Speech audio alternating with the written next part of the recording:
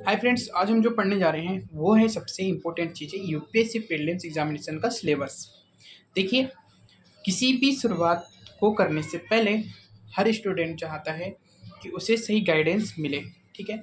लेकिन मैं आपको गारंटी के साथ बताता हूँ कि सबसे बड़ी जो गलती करते हैं स्टूडेंट, वो गलती करते हैं यूपीएससी के सिलेबस को समझने की। समझते ही नहीं है, अंडरस्टैंडिंग नहीं हो पाती, जिससे कि वह अपनी तैयारी को पूरी तरह से सही नहीं कर पाते।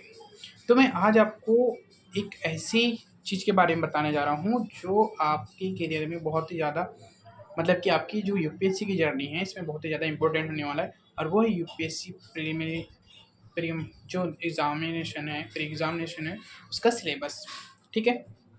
तो पहले हम स्टार्ट करते हैं पेपर वन से और उसको समझने की कोशिश करते हैं कि कौन कौन सी चीज़ें जो है हमें पढ़ते समय याद रखनी चाहिए, है ना। देखो, यूपीएससी सिलेबस है महासागर। क्या है? महासागर है, आपको पता है, ठीक है। तो हर साल ना यूपीएससी कहीं से क्वेश्चन नहीं देता, वो सिलेबस में से देता है। बस हमें समझने की जरूरत है कि कहाँ से क्या और कैसे देता है, ठीक है। देखो, सबसे पहला जो है इम्पोर्टेंट चीज़ है वो है current events of national land national and international importance, ठीक है। एग्जाम्पल के लिए करंट इवेंट, एग्जाम्पल के लिए क्या चल रहा है? रूस और यूक्रेन का युद्ध चल रहा है। तो यहाँ पे जो क्वेश्चंस पूछेगा, हो सकता है कि रूस के साथ में किन देशों की सीमा लग रही है, हो सकता है कि यूक्रेन के साथ में कितने देशों की सीमा लगती है, हमें ये पढ़ सकते हैं। हो सकता है कि यूक्रेन और भारत के जो संबंध है वो कैसे हैं, उनके साथ में ट्रेडिंग, डिफेंस, पर्यटन के क्षेत्र में भारत कैसे, मतलब ये काम कर रहा है। हमें इंटरनेशनल लेवल पे ये पढ़ने की ज़रूरत है। करंट इवेंट्स में जैसे नेशनल की बात करें तो भारत में जो नेशनल मुद्दे हैं, हो सकता है वो गरीबी के ऊपर हो सकते हैं, हो सकता है वो आतंकवाद के ऊपर हो सकते हैं, हो सकता है वो बाढ़ को लेकर के हो सकता है वो ज्वालामुखी से रिलेटेड हो सकते हैं, मतलब जो बहुत ज़्यादा करंट में चलता है। तो उस चीज़ को हमें बहुत ज़्यादा ध्यान देने की ज़रूरत पड़ती है। तो उसमें जो पहला ही टॉपिक आता है वो आता है current events of national and international importance. तो कभी भी जब पढ़ते समय याद रखें तो याद रखना है कि हाँ, ये तो जो है यूपीएससी के सिलेबस का फर्स्ट यूनिट है प्रीलिम्स एग्जामिनेशन का, और यहीं से उठा करके देता है मेंस में थोड़ा ब्रीफ में। इसके बाद में सेकेंड जो है, हम पहला वाला कंप्लीट हो गया कॉन्सेप्ट, कैसे हमको पढ़ना है, कैसे चीज़ों को ऑब्जर्व करना है। हम अब दूसरा देखते हैं। देखो, history of India and the Indian national movements. History of India की, भारत की हिस्ट्री कैसी रही है, कहाँ से लेकर के प्राचीन भारत से लेकर के आधुनिक भारत तक की। तो उसमें हमको चीज़ों को पढ़ना है, कैसे भारत पहले सोने की चिड़िया कहा जाता था, कैसे मध्य भारत का विकास हुआ, इस टाइप से। उसके बाद में इंडियन नेशनल मूवमेंट्स, ये बहुत ही ज़्यादा इंपॉर्टेंट है, हर साल यहाँ से यूपीएससी क्वेश्चन पूछता है, आपको याद रखना है नेशनल मूवमेंट से, ठीक है। ये बहुत ही इंपॉर्टेंट टॉपिक है। नेशनल मूवमेंट्स जैसे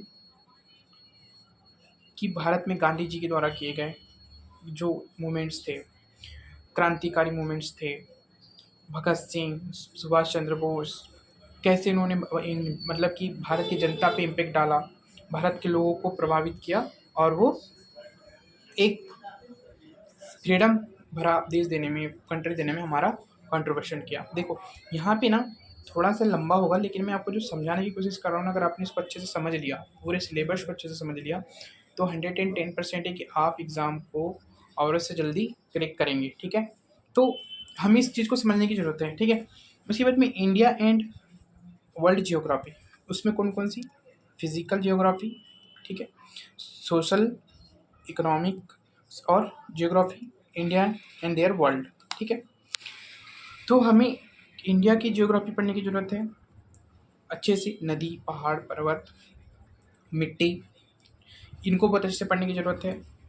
फिजिकल में ये आते हैं, भूकंप कैसे आता है, ज्वालामुखी कैसे फटते हैं, प्लेट्स के बारे में, भूकंप के क्षेत्रों के बारे में, प्रभावित होने राज्यों के बारे में, और इसी में से मेंस में भी आपको देता है। सोशल में, कि सोशल में कैसे एक बाढ़ का इम्पेक्ट पड़ता है सोसाइटी के ऊपर। इकोनॉमिक्स में कैसा रोल प्ले करता है ज्योग्राफी, जैसे दक्कन का पठार है, या फिर पश्चिम भारत है, या फिर उत्तर भारत है, या फिर सिंधु का मैदान है। ये किस टाइप से हमारे इंडियन इकोनॉमी में कैसे कंट्रीब्यूट करते हैं एज अ फार्मिंग के हिसाब से और कंडीशन के हिसाब से। हमें इनको पढ़ना है, इनको समझने की कोशिश करना है, ठीक है। उसके बाद में है जो फोर्थ है, हम उसको भी समझने की कोशिश करते हैं, ठीक है। एक मिनट, थोड़ा सा ऊपर कर लेता हूँ मैं इसको, ठीक है। देखो जो है ना, यहाँ पे हमको चौथा टॉपिक हम पढ़ रहे हैं और ये बहुत ही शॉर्ट में, लेकिन मैं इसको ब्रीफ में आपको समझाने की कोशिश कर रहा हूँ कि आपको पढ़ना कैसा है, आपको समझने की कोशिश कर रहा हूँ। और ये थोड़ा सा लंबा तो लेक्चर होगा, लेकिन आपको कोई नहीं पढ़ाएगा, बस बता देगा कि ऐसा ऐसा करना है और आपकी पिक्चर ख़त्म हो जाएगी वहीं पे, है ना। इस पिक्चर को ख़त्म ना करते हुए क्या करना है,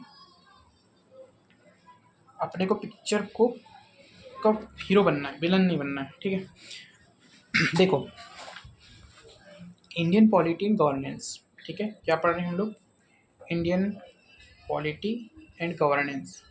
हमको अच्छे से इसको याद करना है। पॉलिटी की जैसे लक्ष्मीकांत हमको प्रिपेयर करते हैं, गवर्नेंस में कॉन्स्टिट्यूशन होता है, पॉलिटिकल सिस्टम कैसे चलता है, पंचायती राज क्या क्या रोल है, और ठीक है, एक मिनट है,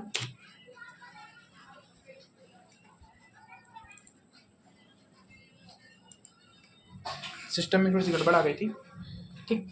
तो हमें इसको इंडियन पॉलिटी, गवर्नेंस, कॉन्स्टिट्यूशन को अच्छे से पढ़ना है, पॉलिटिकल सिस्टम कैसे काम करते हैं उसको देखना है, पॉलिटिकल सिस्टम्स। उसके बाद में पंचायती राज, पब्लिक पॉलिसीज़ जो बनती है, गवर्नमेंट की स्कीम्स कैसे बनती है, कैसे तैयार होती है, हमको उसको देखना है अच्छे से। हमको पॉलिटी लक्ष्मीकांत को अच्छे से पढ़ना है, गवर्नेंस को अच्छे से पढ़ना है, कॉन्स्टिट्यूशन को अच्छे से पढ़ना है, पॉलिटिकल सिस्टम को समझना है। उसके बाद में इकोनॉमिक एंड सोशल डेवलपमेंट, जैसे सस्टेनेबल डेवलपमेंट क्या होता है, पॉवर्टी के बारे में पढ़ना है, इंक्लूजन के बारे में पढ़ना है, डेमोग्राफिक्स के बारे में पढ़ना है, सोशल इकोनॉमिक एग्जाइटी के बारे में पढ़ना है। तो हमें ना क्या दिमाग में रख कर के चीज़ों को पढ़ना चाहिए कि हमारी लाइफ में, डेली लाइफ में जो आसपास की चीज़ें गुजरती है, जैसे पॉवर्टी से रिलेटेड कुछ इंडेक्स है तो उठा करके उसके ऊपर दे सकता है, नीति आयोग पॉवर्टी के ऊपर क्या कर रहा है ये पूछ सकता है, आरबीआई की क्या पॉलिसीज़ है, मतलब कि गरीबी को कम करने के लिए या फिर अच्छा इकोनॉमी को आगे बढ़ाने के लिए, तो ये भी चीज़ आपको पढ़नी है। इसके बाद में इन्वायरमेंट है, इकोलॉजी, बायोडाइवर्सिटी, क्लाइमेट चेंजेस, इसका क्या इम्पैक्ट है, not equal specialization and general science. General science में क्या, बायोलॉजी, केमिस्ट्री एंड फिजिक्स, ठीक है। बीमारियों के बारे में अधिकांश आता है, अभी तो मॉडर्न जो साइंस है उसके बारे में ज़्यादा पूछने लगा है, तो मैं इन चीज़ों को समझने की कोशिश करता हूँ, ठीक। तो ये आपका पेपर 1 है जो 200 नंबर का आता है और ये सबसे कठिन पेपर होता है, माना जाता है यूपीएससी के एग्ज़ाम के पॉइंट ऑफ व्यू से, ठीक है। तो आपको इस चीज़ को समझना पड़ेगा पहले तो, ठीक। सेकेंड जो है वो है यहाँ पे जो कट ऑफ आता है, कट ऑफ कितना जाता है, तो भाई पेपर इतना कठिन रहता है कि उसका जो कट ऑफ है ना वो आई एंड बाय दोनों जाता है, क्या जाता है, आई एंड बाय। अगर आप 200 नंबर का पेपर है आपका, ठीक है, यहाँ पे स्पेस न होने की वजह से मैं थोड़ा सा लिखने में दिक्कत हो रही है, मैं इसको अपने आप को इधर कर लेता हूँ, ठीक है, इसको हटाना पड़ेगा, ठीक है, थोड़ा सा ऊपर कर लेता हूँ, ठीक है।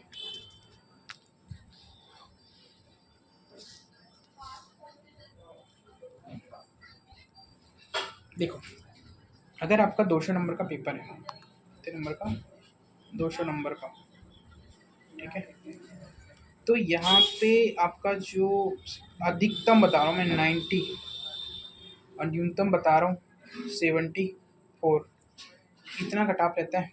अगर आपने 45 क्वेश्चन भी क्या कर लिए, कवर कर लिए, तो you are selected in UPSC prelims mains exam के लिए, आप मतलब कि तैयार हो गए हो, ठीक। आपको लिखना है मेंस, लेकिन इससे बड़ा और एक पिक्चर बाकी है, पिक्चर खत्म नहीं हुआ दोस्तों। CSAT is a very big game changer in UPSC, ठीक है।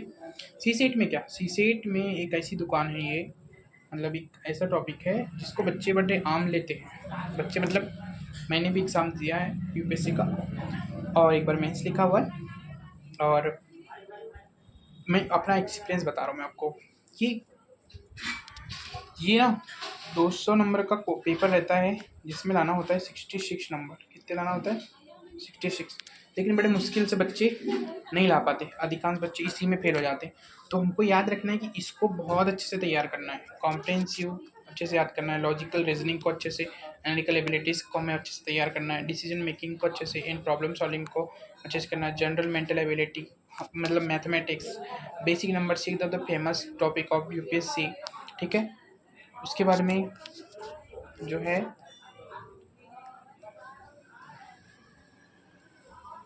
डाटा इंटरप्रेशन है, हमको उसको अच्छे से समझना है। तो ये ना बहुत ही ज़्यादा इम्पोर्टेंट रखता है आपका मेंस का दरवाज़ा खोलने के लिए प्रीलिम्स, ठीक है। तो मुझे उम्मीद है कि आपको ये बहुत अच्छे से समझ में आया होगा पूरा का पूरा लेक्चर। तो इसमें कोई कन्फ्यूज़न हो इससे रिलेटेड तो आप मुझे शेयर कर सकते हैं कमेंट में। और ऐसी मज़ेदार टॉपिक देखने के लिए, मतलब कि इंपॉर्टेंट चीज़ों को समझने के लिए आप लगातार मेरे साथ जुड़े रहिए। इसके बाद हम जो पढ़ाने जा रहे हैं वो है मेंस का सिलेबस। उसको 2 पार्ट में हम करेंगे, पार्ट 1 और पार्ट 2, ताकि ब्रीफली हम जाके समझें कि सिलेबस आखिर है क्या यूपीएससी का और उसको कैसे हमें क्वालीफाई करना है, ठीक है। मिलते हैं अगले लेक्चर में। Thank you.